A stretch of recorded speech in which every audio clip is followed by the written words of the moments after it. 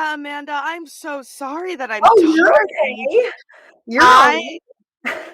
I could not believe what just happened right now. It's not why I was late. It's not an excuse, but I just had the most ridiculous allergy attack. I don't know if you see me right now, but it was like it felt like I was getting punched in the nose. We hate that. I feel like I'm gonna sneeze again. So obviously spring is here. I hear it in my voice. I Spring feel it in is my here. ears. I know. Uh, so it's back to the saline rinses for me. Yep, Um, you did it. but where I feel really beat up, and I don't know if you've seen it in your world, is there is this terrible cough of a cold going Yes, around. yes. It's Yep. it knocked me out. I'm on week 3 Oh, of, or no, no. week 4, week 4. I'm on week 4 of still having symptoms, and I'm like, wow, this is ridiculous. My understanding is it's going to be about 6 weeks of this nonsense. I feel really beat up. I'm like, from that to allergies, like, let's let my sinuses rest. Oh my Um, God, I've so I've sad. canceled so many podcasts and events because I just can't. Look at this. This is Well, not going to be a cute sound. The sniffing. I'm going to try to mute myself, but let me no, I definitely like I can feel the allergies starting, but I just got a cold too. So I'm just kind of like I feel okay, but like it's not a bad cold. It's definitely not like the one that's been going around where like people are coughing for 6 weeks. It's not that one. So thankfully we're in better shape than you, unfortunately. gosh, yeah, yeah. Well, and I gave it to a friend of mine. Ooh, And that was so rude. he was like 2 weeks. He is 2 weeks behind me. So I've had it for 4 weeks. He's on week 2 and he's still coughing, and with worse for him, he's sniffling. Like, I wasn't super snotty. Yeah. I'm snotty in other ways where it Yeah, counts, right, but right, right. yeah, so anyway, super gross. It's annoying. I don't know what's happening. Maybe this is that super bug they warned us about because of all the antibacterial. I don't know, Yeah, Amanda. right. I'm not the professional medical person here. You are. Yeah, but this is not my area. Not my area. I Not mean, even close. technically, you're a doctor, right? I am. Yep. Mm. So I'm a doctor of physical therapy. So that's what, like, at the end of my name, the PT at the end of my name means that I took my boards. So that means that like I passed my boards and I can technically I'm a licensed physical therapist. The DPT is the doctor of physical therapy. That's the degree. That means that I went to an accredited program. I think that's a perfect way to kind of segue into my Right? favorite question that I ask every single podcast guest, which is, who are you? How do we know each other? And where can people find you online? So we met at a Women Already Connected event, and it was actually like a complete last minute thing. Like it was like I actually was on another podcast.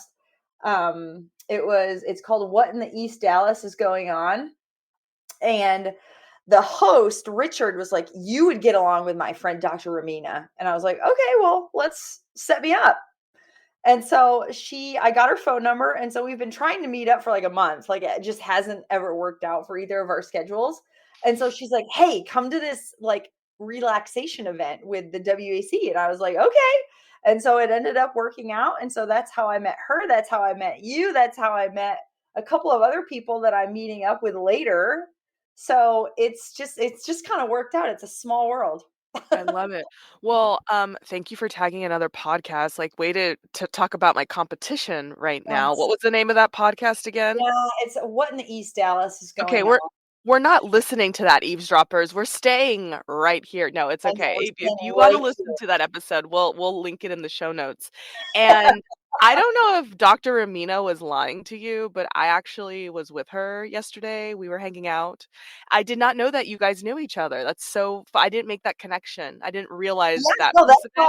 that's how I got invited because I was like, I never would have known. And initially, when I pulled up to like the studio where it was, I was like, oh, she's absolutely gonna murder me. I was like, this is like, there's like a warehouse right here. I'm by myself, and then I walked in, and it was super bright, and everyone was great and friendly, and it was wonderful. But it was just funny that, like, I had never met her before. That was the first time that I had actually met Dr. Ramina at that, WAC event. Well, and I do wanna say on the murder vibes, I had to walk there, which is a story for another day, but I Oh, ended up walking there, oh, perfect, okay. Yeah. and I thought for sure I was getting murdered I thought for sure I was because getting murdered. yes. And I've been there before, by the way, so I knew exactly where it was. I knew that everything was all good to go. It's nothing against the beautiful photography studio that we were at, but, where we hosted this event, but I just the Yeah, walk was very uncomfortable on so many yeah, levels. it's It's not a walking area, but no. I ended up getting dropped off at the wrong spot, and then Ooh, I was like, "It's only a mile." I walk all the time. I don't have a car, so I'm all about, like, "It's a mile. I can do a mile." Like, I worked in New York. You're walking, like, 7, 10 miles every single day if you're right. walking around New York. So I'm like, "A mile? That's nothing. That's a block. That's a New York block, baby." And, I can't even Google tried to take me through a creek, like, it ended up being, like, 2 miles 'cause I was a hot mess going to that event, and all I kept thinking was, I'm gonna be dripping in sweat, these girls are gonna see me walking on the side of the road, and I'm not gonna make any friends. Nobody's gonna wanna be my friend because I'm gonna be the drippy, sweaty girl that was on the side of the road in Like, Dallas, "Oh, Texas. where did she come from? Should we go, like, offer her a shower?" I'm exactly. So, my anxiety was so high entering that space, but luckily, Dr. Ramina, massaged it out for us, right? I mean, not Right, she's not a physical she's not a massage therapist. I mean, she massaged our brains with her knowledge. that's So, I right. mean, it was incredible. It was a vent on relaxation, so, like, it was the perfect spot to be stressed, and then you left not stressed, so it was good. Amen. It really, really was. I felt really good. And I do want to give a shout out in all sincerity to this group that I found in Dallas that connected us. I'm not sure if you're a member, but I would strongly suggest that you consider it because it's an incredible group of women. If that event didn't give you a taste of what the community that is being created by the one and only Andrea Fox, there's this group called Women Already Connected in Dallas, and I typically do not um, publicly talk about groups I'm affiliated with because I don't want any stalkers being able to track my location. But Women Already Connected, their events are private, so I feel a little bit safer there. But for any woman that's in the Dallas area that is looking for a place to network, a place to be empowered and just feel so good like we did at that event, which was very much focused on our physical and spiritual selves. A lot of the other events, you get to talk about fun finance stuff. So I love that. I love it. The women I've met there are just so um what's the word I'm thinking? Inspiring. It's like a mix of intimidating, but not in a negative way, like more like of an inspiration of, wow, like you own your own Yeah. business, you're doing it, you're rocking it, you're making me feel good about myself. It's really truly my favorite networking group and I like that it's all women and I like I like that it's all women empowering each other because outside of that networking group that hasn't always been my experience in Dallas. So Women Already Connected, they're really great. Mhm. How is networking for you? I mean, I'm new to Dallas, so I have to network. I moved here knowing basically nobody. Oh, well, And I didn't welcome. have a job. Yeah, I didn't have a job either, so I couldn't even rely on that. I was just like, I'm gonna build a new life. I'll do a podcast on that another time about why I moved to Dallas, but I decided to move to Dallas to find a husband. Mhm. That's a true story. And I'm still not married for anyone wondering, but it has been a Yeah, hey, you haven't been here that long, give yourself a minute. oh gosh, yeah. I will say I've met a lot of husband-worthy men. They're just not my husbands, but Mhm. I have hope, which is more for anybody who's in Southern California or Northern California or New York City. Ladies, get your asses to Dallas because the Yeah. men here are très magnifique. Oh my gosh. Like, it's amazing. I love dating for the first time in my life. I have hope that I'm gonna get married. I'm wearing a Yay! ring. I'm wearing a ring because like my boyfriend was just like, "Girl, I I it's a promise ring. I always wanted these when I was 13, and now in my mid 30s, I get one." Yay! Yay! This is But exciting. the reason why I have to wear a ring is because these men are dripping everywhere I go. They brush the sidewalks when I walk down the road. I am a California like 4 and a Dallas like 8, you guys. So if you hate where you're at, the odds are in your favor in this city. I mean it so wholeheartedly. Moving to Dallas from a dating front has been the greatest decision. Now, from a financial front, TBD, because like it's up and down on that front. But I was willing to sacrifice my financial gains to move to a market that is emerging and growing and booming to find this pool of men. So I didn't mean to go on that tangent, but That was a good one. I think the allergy medicines are kicking in, and I'm like, "Woo! Let's Oh, go, we're Amanda." good. So, We're good. how is net like, is why did you go to that event? Like, were you going for the networking perspective? I know you're trying to sort of get connected with Dr. Ramina. I hope you get to Yeah, meet her. She's wonderful. she She is is. just fabulous. And she for the eavesdroppers, she is a medical doctor who works at a Mhm. hospital. And she's on a really great mission. I'm actually going to have her on my podcast Yay! in a few episodes. Yeah, so she'll be Okay, coming on sometime next month, which is exciting. But cool. for you, like what brought you to that event? Is networking important for you? Yes, networking is so running a small physical therapy business, networking is where it's at. I mean, that is, and that's kind of the coolest thing about like being in business. Like, I had no idea it was going to be hard in this way.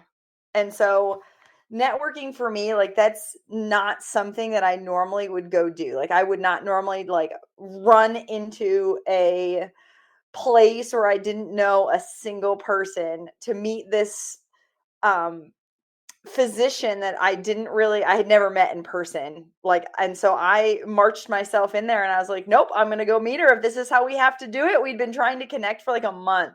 And so I was like, okay, we're going to do it. I've always wanted to do a sound bath. Perfect. We're good to go. So it ended up working out. But networking honestly has been probably the most unexpected thing for me, that like it's so hard, but I also am good at it, which has been weird. It's just been a weird kind of, it's not just about, I mean, obviously the patients in my business are number one. Like, my clients, my patients, the people that I work with, they're number one. But in order to get those people in the door, you have to go meet other people and get out of your comfort zone. And so that's how I ended up at the event. And that's honestly been half of what I do since I started kind of going full time on this. Um, Probably in the middle of last year. So it's been huge. Now, to be fair, I've been in Dallas since about 2016. And so I know a few people like in the fitness world and in the physical therapy world already, which makes it a little bit easier than where you started. But again, we all start somewhere. Yeah, you're probably way ahead of me. I started my business EP Consulting in November of last year, Okay. and I've had a few clients, nothing to it's like building, figuring out where my strengths are, Right. where how to vet, who I want to partner with and just being Mhm. really mindful and methodical about who I can serve, how I can serve them, all that kind of stuff. So I hear you there. I really enjoy networking too, but I will say that networking when I was just working in corporate America felt very like I felt a lot more confident because I could hide behind some big brand name. But Right. as a business owner, I feel like I'm holding my in my hand. Like I feel like I'm like very exposed, Yeah. very it's so cringy, and to your point, that's the hurdle of getting over and getting yourself out there and just sitting in your role. Yeah. Um, what advice would you give to a woman like me or any woman who are looking to start their own business, and they're hoping to make the career transition that you have? Just do it. There's not gonna be a good time. There's not gonna be the right time. You're not gonna feel good about it initially. You are just not. Like you're not, and you're not gonna go in and just be like automatically good at like selling yourself and your services to people. And honestly, that's kind of what you're doing is you're selling yourself. And if you're not confident in yourself, guess what? Nobody else is gonna be either. And so that's been the biggest thing is like I do some business coaching like for myself.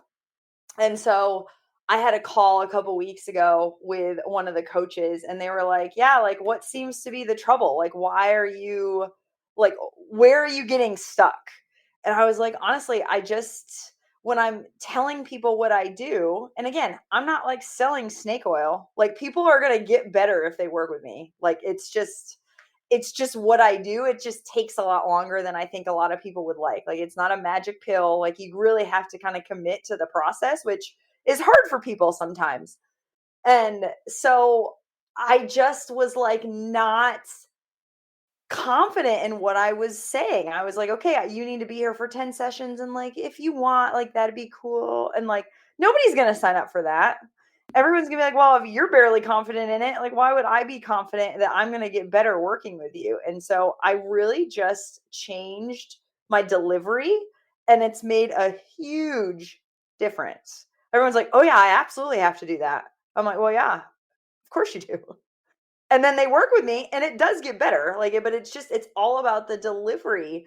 And if you're not able to, and I don't want to say sell it because that sounds cringy, and that's definitely not what we're trying to do. We're not trying to be skeezy. We're not trying to like sell something that isn't going to work for people. Like it's going to work. You just have to be confident in the fact that like what you have to offer is worth it and you deserve to be paid for your worth. It's just Absolutely. yeah. Absolutely. I mean, your time, Mhm, your expertise, that's a big one.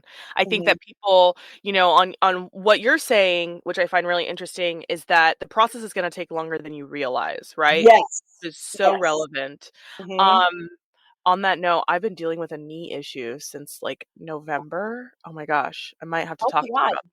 Oh my god, But absolutely. yeah, like, for real though, my partner last night was like, "You need to go talk to someone because 'cause it's been, like, 4 months, lady." Oh, yeah.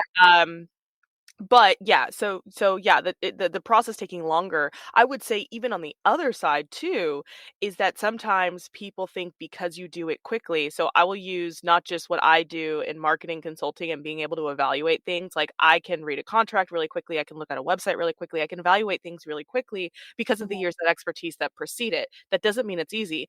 And what I like to use is the example of a hairdresser. You have two hairdressers, one that's fresh out of school and one that has been doing her trade for 20 years, right? So Mhm. you go to the hairdresser that's still in school, we'll say, and it's a $45 haircut and it takes 2 hours because they're like brushing your hair and they're trying to follow the rules and do all that. Then you got someone you go into this hustle and bustle and salon where this woman knows exactly what she's doing. She grabs your hair, she snips snips, chops chops and out the door you go and you're like, why did I just pay $300 for a 5-minute haircut or a 7-minute haircut or a 30-minute haircut?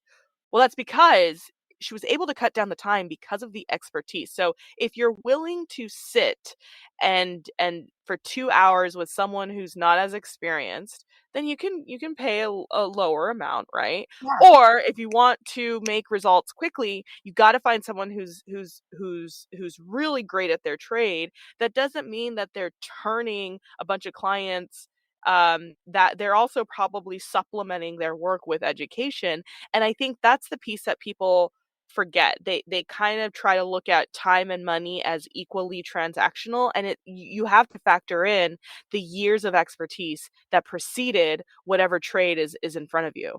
And I Right. think that that is really great. And then furthermore, for your exact situation where you're dealing with physical health and you are at the mercy not just of someone's mind, which is a big factor, I'm sure, in physical Mhm. therapy, but their physical bodies. Oh my Yeah. lord. You don't have much control over that. No. No, and their brain affects their physical bodies too. And so a lot of times it's not just a lot of times you just need time. Like that's some of it. But like again, if something isn't going away and it's like you ignored it for 3 months and then it's like, well, it's still here, like it's not getting better.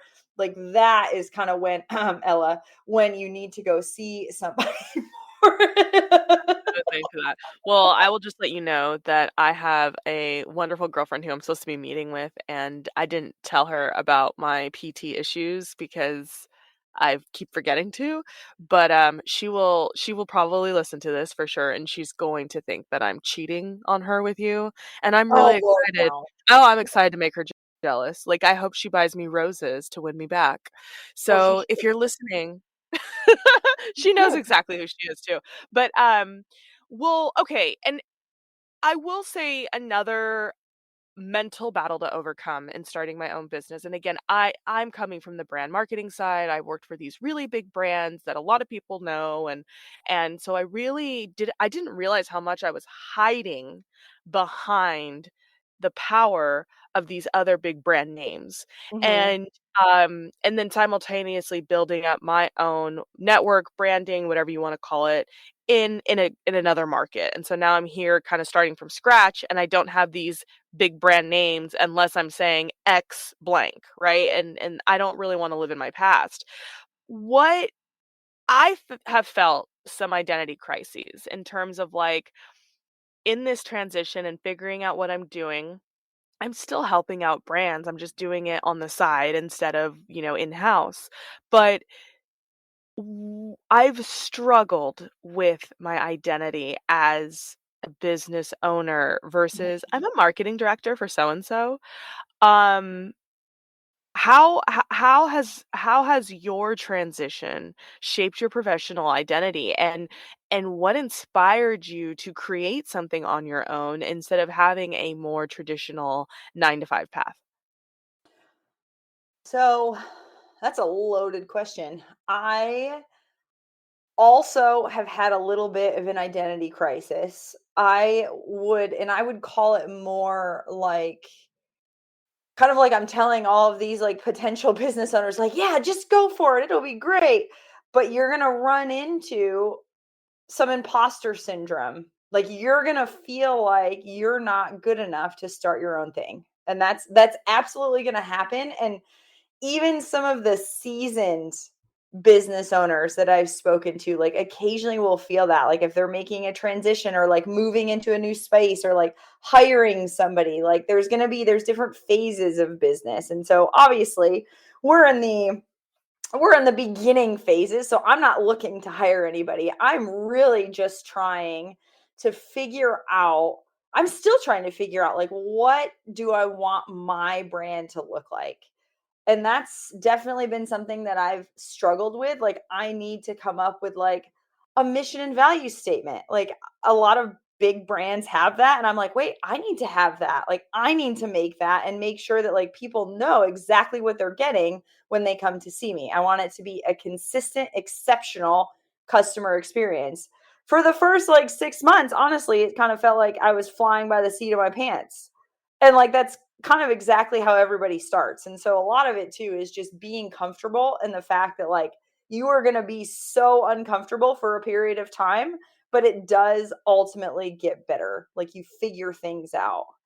Now, I also I have also found that from a marketing and like a networking perspective, like I am so much more willing to put in the work to market and like essentially sell myself. That sounds really bad, but when I'm working for myself, like I personally did not like marketing slash with a bigger company, because I've also worked for corporate, like I've worked for corporate PT America, and like that's definitely not a place for me. But I was not motivated to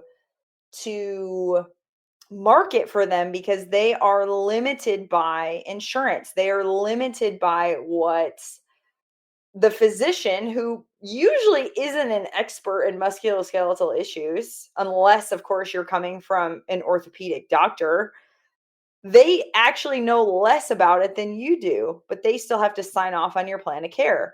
And then you go get this surgery, and then the insurance company is like, well, you can only have 10 visits. And I'm like, they're going to be better. They're not going to be even remotely close to being better at that point. And you kind of have to work around what the insurance company says that they need versus like what your expertise says that they need.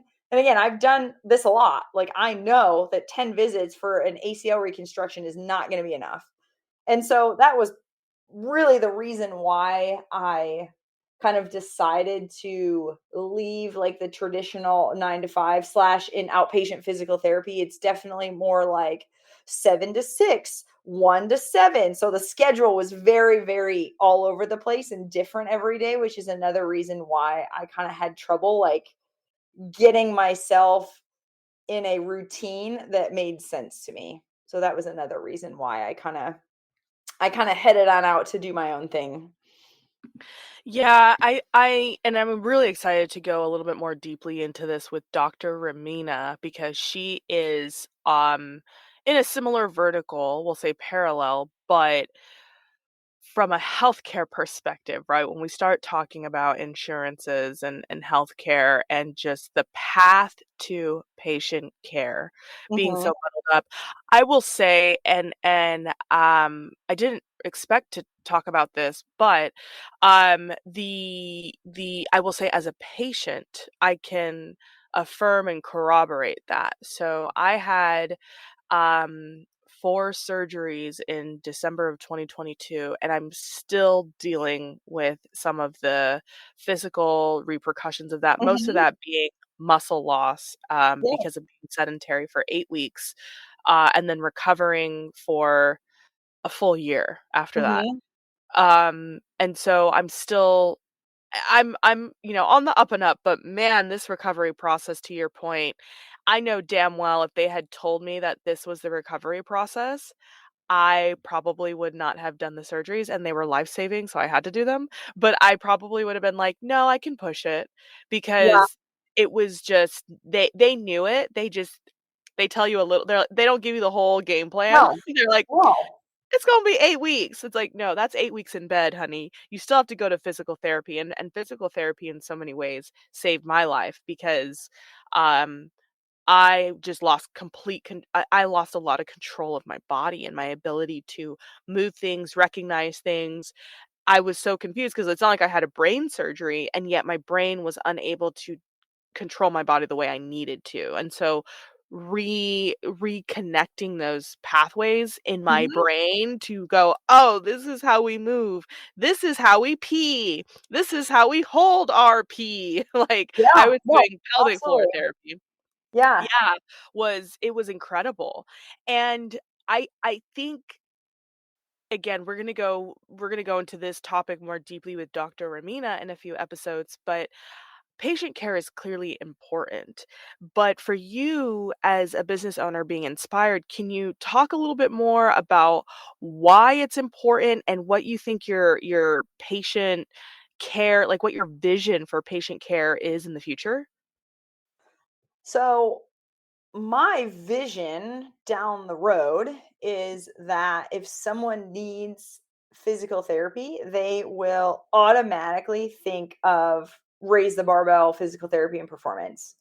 And that is, I want to deliver such, actually, I would almost say over deliver such an exceptional patient experience that it wouldn't make sense to go somewhere else. And that is ultimately what I want. Like I want to be known as like the physical therapist to go to in East Dallas. And so in order to do that, I have a lot of work to do as far as like my branding and getting my customer experience down and making sure if I do hire, if I do move locations, like I am upholding that mission statement and making sure that the customer experience doesn't change or even gets better if I make any sort of change. And so, with that in mind, like it's not just about like, okay, your knee hurts. You're coming in because your knee hurts. You want help with that. But like something that I've come to recognize is like, it doesn't, like, I work inside of a gym. And so, like, sometimes gyms are frightening for people who are injured or feeling vulnerable or their knee hurts and so they haven't been able to work out. And so making sure that there isn't any confusion about where to sit, making sure there isn't any confusion about where to wait, making sure that there's water available, telling people like what they need to wear, like making sure that all of those things that you would typically get in like a corporate setting, you're also getting with me, but then you're also getting like the personalized, individualized experience that like you could only get by coming to see me. Mhm. I love that. And I do wanna say as I hear you say that because, like, you were talking about how selling is cringy. I am in sales and marketing. That is my specialty, right? So that Yeah. is what I learned in school. That's all I've done.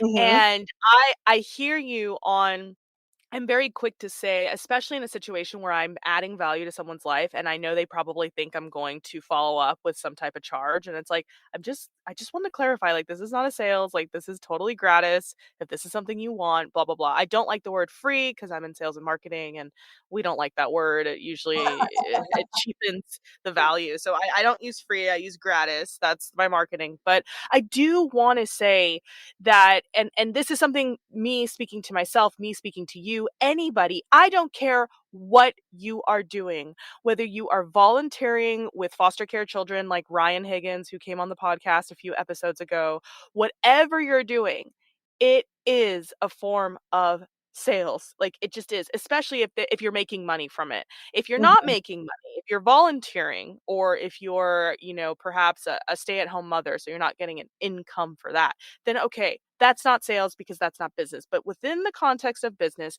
there's always sales no matter what your role is, whether you're IT, whether you're marketing, whether you're operations, you are all in a sales role. And it drives me nuts that people don't understand this because the fact is that to build your customer base, someone has to sell to them. One, two, Mhm. to scale your business and get investors, you got to sell your business to investors to pitch them. You got to do a sales pitch. And then when you're networking, to your point, you're selling yourself. And I Mhm. think that where it is hard and it gets cringy, it's like you're building genuine connections, right? Mhm. And you're showcasing, as I hear from you right now, your unwavering belief into helping people. That is incredible. Your energy is contagious Aw. and that wins people over. It really does. And so it is so important to lean into sales. And I say this as a complete again, I love sales, I love marketing. I'm realizing that selling my book and selling my services not as fun as selling someone else's sometimes because that's Right? where the cringy that Yes. back and forth, that push, that pull, that worry of the snake oil like you said, I Yeah. feel the same way. A lot of Yeah. what I do is more it does I get worried about that. I know my outputs, I know what I've been able to do, I know the value that I've been able to bring to teams, and I'm perfectly fine getting paid lots of money by corporations, but I struggle on the individual level a little bit Yeah. because yeah, so that's something that I'm working to overcome as well. But ultimately, leaning into the sales like serves your customer base Mhm. and serves you so you can continue to serve, inspire, and lead more people. So I want, and again, this is me talking to me, because I'm gonna have to re-listen to this, my own advice here, but I learned at a relatively young age that ultimately if there's money involved in any way, if someone's paying you to do a job, you are selling yourself. You're selling yourself to get into the interview to get the job in the first place. I mean, it's just what we do, and yet um because I usually work with sales departments, Yeah. that's where we kind of get called, we're the salespeople. It's like, no, we should all have a sales mindset, whether you're an attorney, whether you're now again in the medical world, right? Physical therapy, MD, all that. It gets tricky because you're dealing with patient care, and it seems to me that there is a little bit too much focus on the sale and the money from a corporate standpoint. Yes. And that's where it could go a different direction. Yeah. On that note, how would you consider yourself like a non-conformist within physical therapy? I mean, what you're doing, if every other physical therapist did this, what you're doing would be extremely disruptive for the PT corporate world. It Can would. you so what can you talk about that a little bit? Like how you're a conformist, what that means, what do your cohorts think, stuff like that. So it's so again, if cash based physical therapy was easy, everybody would do it, right? And so a lot of it is one, physical therapists typically are not business people. We're not salespeople. We're not marketing people. And so that is definitely something that is missing from like the Doctor of Physical Therapy curriculum. Like that is not something that you learn in school. So typically what happens is you're in school, you kind of are indirectly told that you're going to work for somebody. Like you generally, it's just like kind of assume that's like okay, and this is how the healthcare system in the United States works, and you're going to work for somebody, and they're going to bill through insurance, and it doesn't matter because it's a corporation. So even if the money you don't get the money for 3 months, it doesn't really matter because they already have a solid base. And so from a cash based perspective, I am asking you to pay me up front. I'm saying, okay, this is what it's going to cost. This is how much my time is worth. This is what we're going to work on. These are the steps that are going to be true. This is what it's going to look like. And you know what? A lot of people are discovering, and again, I'm going to talk about insurance again, but if you have an insurance plan with a really high deductible, let's say, for instance, just for math, your insurance is, your deductible is $10,000, meaning that you have to pay $10,000 out of pocket before your insurance company covers anything. And so a lot of people are never going to meet that, especially if they're healthy. And so essentially what cash based is doing for especially for those people that have really high deductibles, they are allowing you to get quality, relatively affordable care without worrying about who's telling you how many visits you can have per year. And so the kind of the direction that this is going, and this is the direction that physical therapy is going, and potentially the medical system in general, is people are going to stop paying those really high insurance deductibles. They're not going to want to meet an insurance deductible in order to get high quality care. The only way that you're going to meet that is if you have surgery.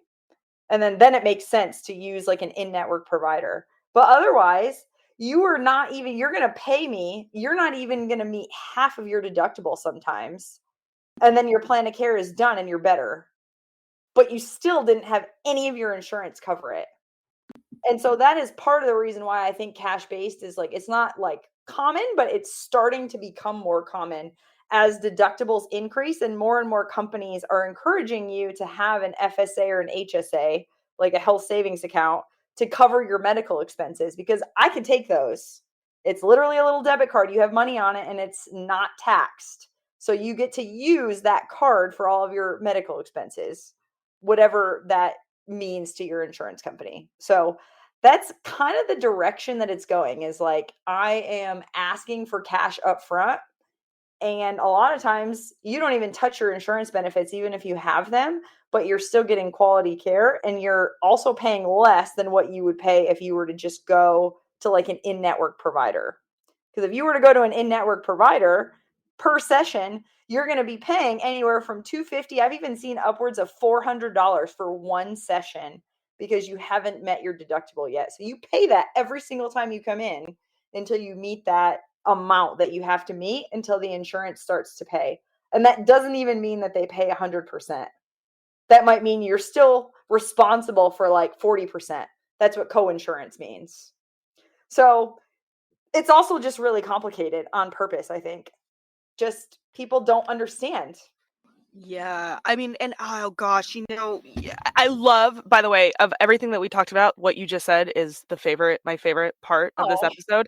Well, because it starts talking into the financial, right? And so yeah. that once we start talking money, I'm like, ooh, yay, Oh, let's talk, yay. let's talk tax-free accounts, ladies and gentlemen.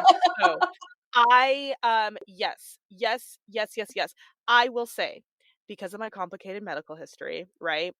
I everything you said, like, is why I can't do HSA, Yeah, because I have had a lot of surgeries, too right. many surgeries, so many surgeries, all the surgeries, all the time. I think I average, like, 1.5 a year, which is, like, so freaking ridiculous at this point, and it's not the fun surgeries, you guys, it's not the boobies and the BBLs, it's, like, other annoying, "Let's remove these gross tumors that my body likes to grow," and so, for me, it is a very convoluted, frustrating topic, and I have paid so much money in medical bills, like, Mhm. so much money.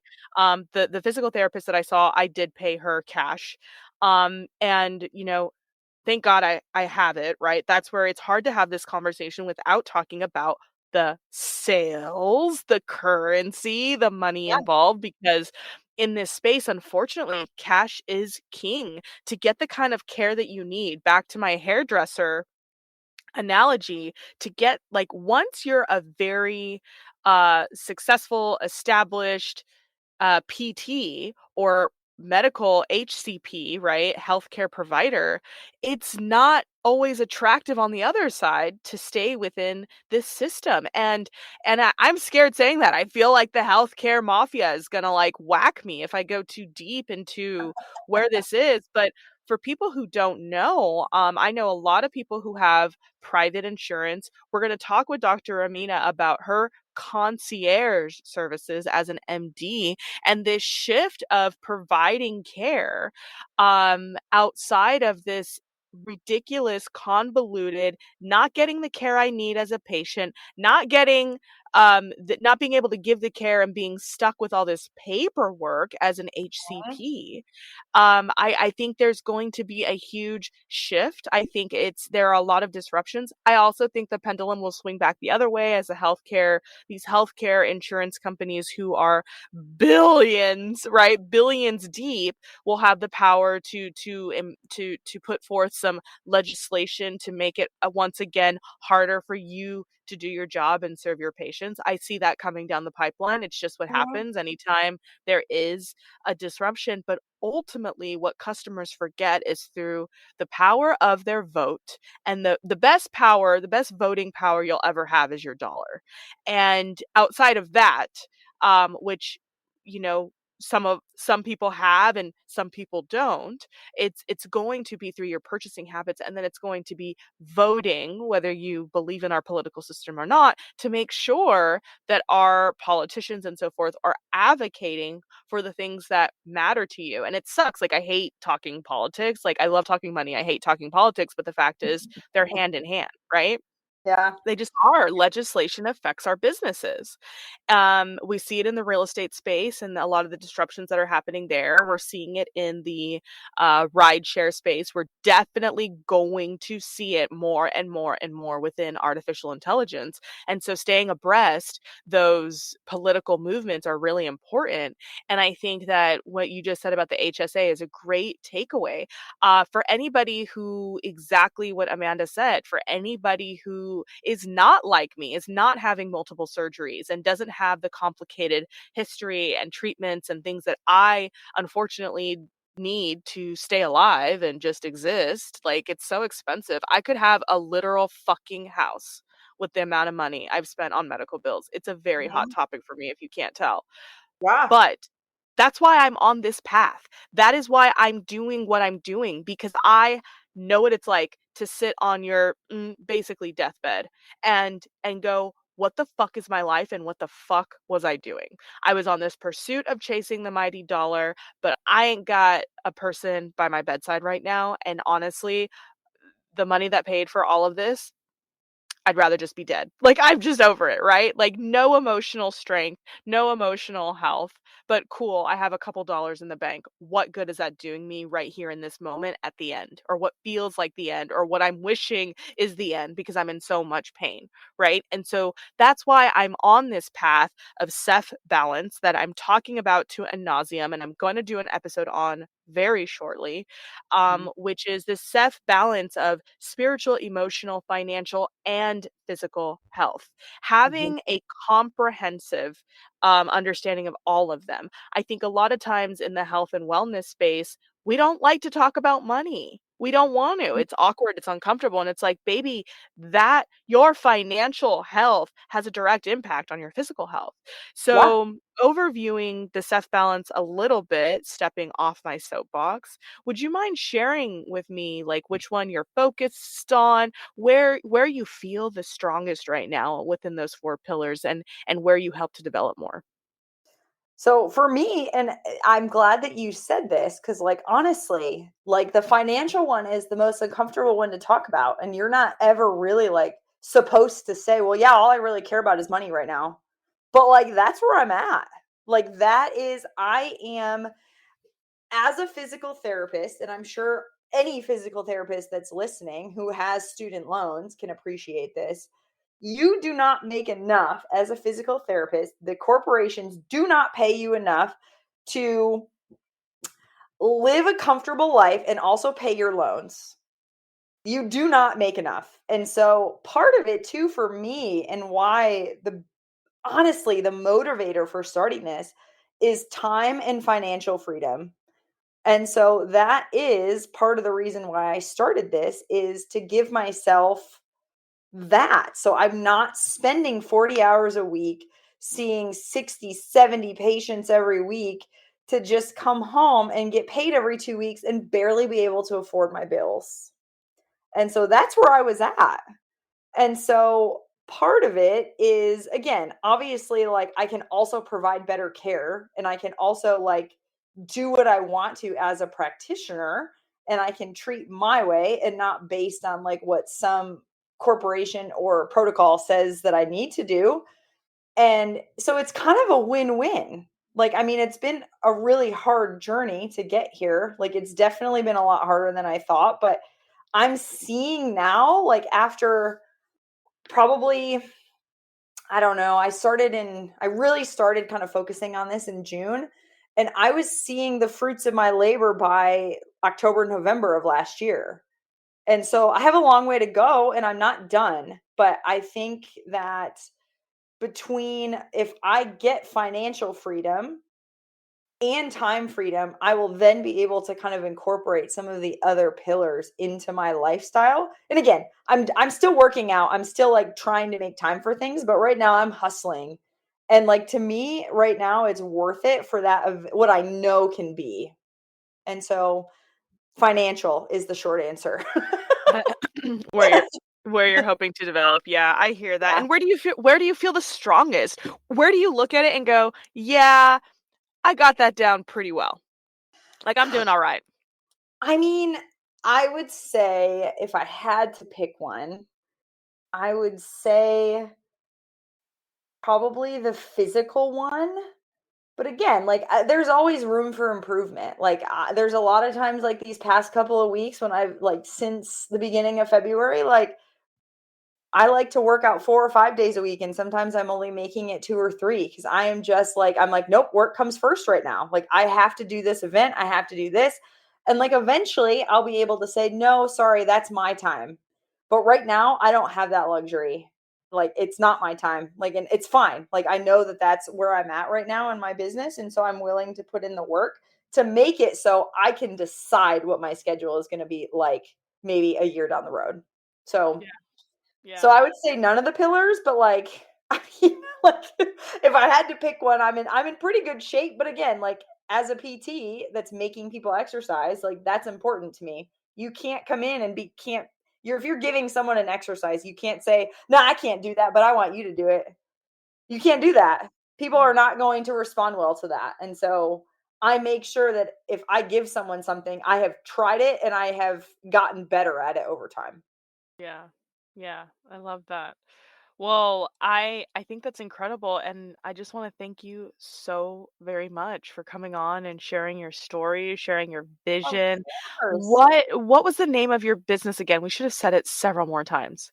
Yeah, no, it's okay. It's called Raise the Barbell Physical Therapy and Performance. Raise the barbell. I like that. Raise the bar on rehab, if you will. I love that. Well, thank you so very much. Thank you for having me. I really appreciate it. It seems like you're doing some good things, and I appreciate all that you're putting out there. Because these are the conversations that like we need to be having.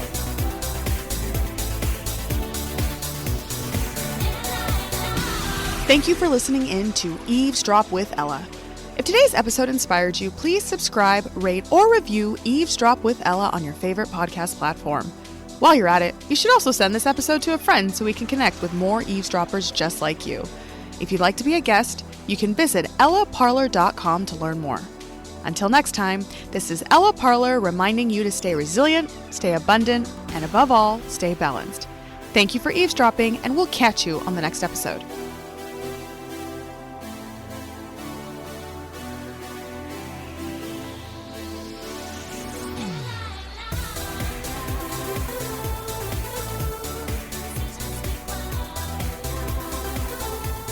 You've been listening to Eavesdrop with Ella, a production of EP Consulting.